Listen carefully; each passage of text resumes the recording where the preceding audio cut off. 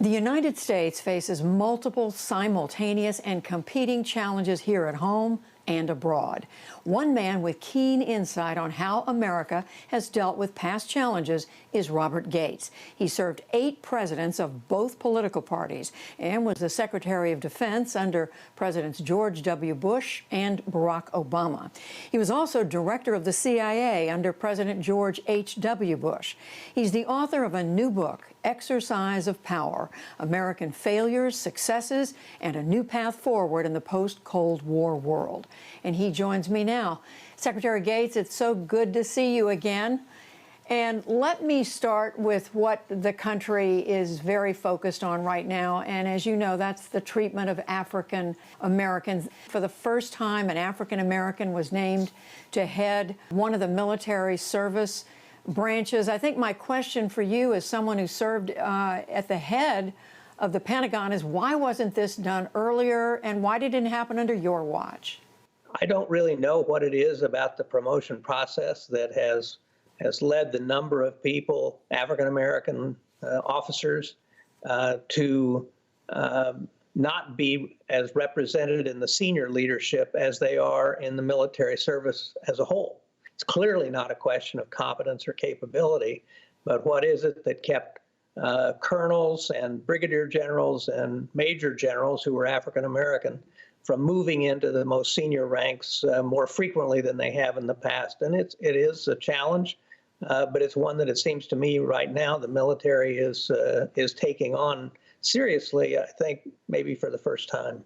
Was it even discussed when you were at the Pentagon? No, it really wasn't. I guess in part because we had officers like General Austin who were in leading positions. There was a lot of attention to diversity. I would have to say that more frequently discussed was when I was secretary was how to promote more women. I want to ask you about the recent protests in front of the White House, the protests, how the president handled it. After that, we saw Secretary James Mattis, former secretary under President Trump, say that this is a president who has, unlike any president before him, tried to divide the country. Do you agree with him about that? It's quite clear that being a unifying president is pretty low on the priority of our current incumbent. I think he is a divider, and I think he does so quite consciously.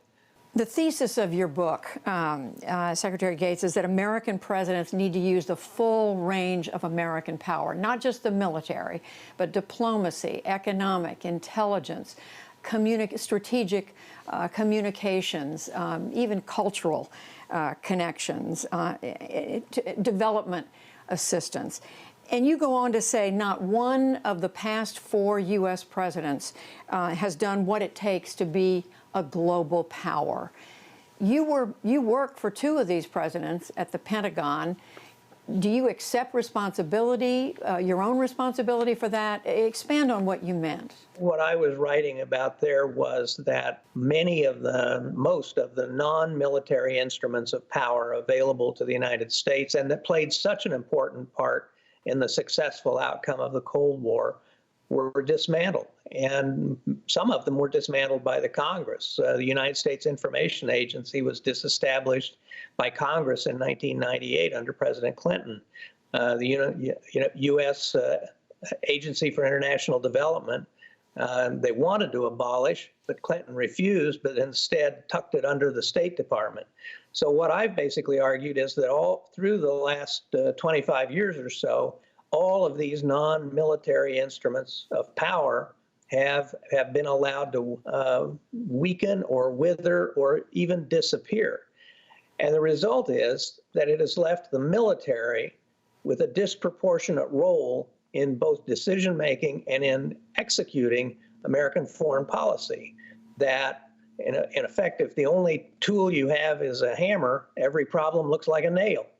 And that also means strengthening these non-military instruments of power, which are also instruments of leadership, to exercise our role in the world. And I specifically want to ask about China, because you describe how complicated it is, how China is playing the long game while the U.S. is not. Given the global nature of this competition, that it crosses not just military, but economic, it's cybersecurity, technology, do you worry that the tensions between the U.S. and China could just spin out of control in a dangerous way?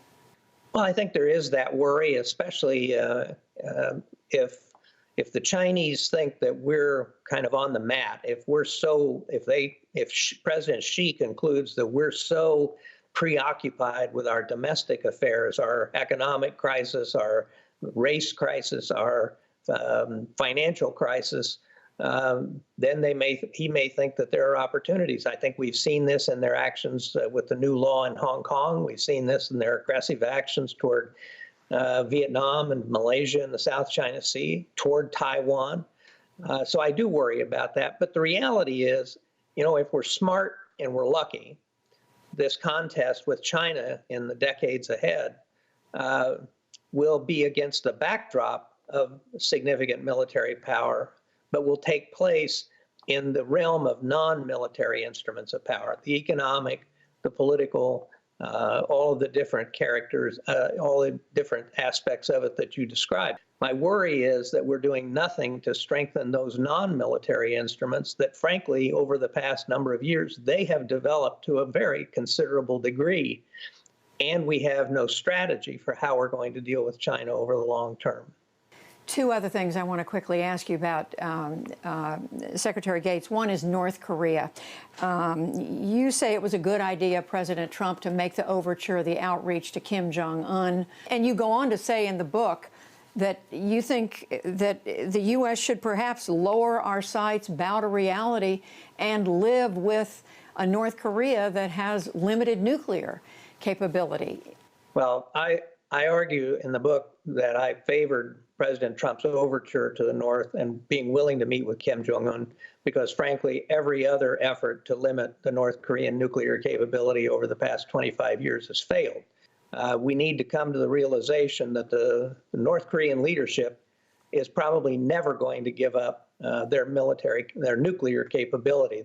I think they see it as essential to their survival. At what point do we recognize that the North is not going to give up its nuclear weapons and decide that some minimal number is acceptable as long as we are able to have complete access to North Korea, to be able to verify an agreement and numbers of weapons and so on, and kind of anywhere, anytime inspections, so that we know they cannot expand that capability and we know where the weapons that they have are. We have to come to grips with the reality. These guys aren't giving these things up, period.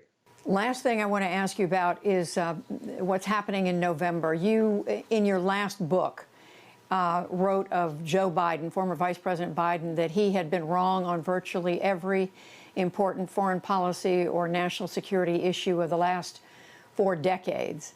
So you clearly have strong views about his policy chops. You've also, though, said that you have questions about President Trump's character. I mean, you said earlier in this interview you spoke about dividing the American people. Which, if it comes down to policy positions versus character, which one matters more? Well, I think that's what the American people are going to decide in November. And what about what Robert Gates thinks? What Robert Gates thinks, he will keep to himself. All right, we will leave it at that. Former Defense Secretary Robert Gates. The new book is Exercise of Power. Thank you very much. Thank you, Judy.